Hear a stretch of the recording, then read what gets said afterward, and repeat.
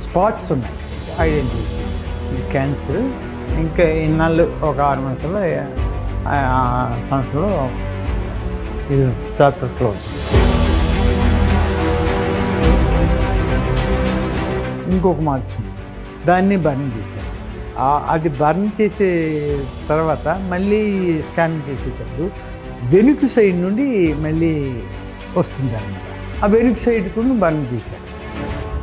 కానీ నా బ్రెయిన్లో ఎప్పుడు కూడా నా క్యాన్సర్, నేను చచ్చిపోతాను, నాకు లివర్ హెపటైటిస్ బి ఉంది, నేను చచ్చిపోతానని థాట్ లేదు.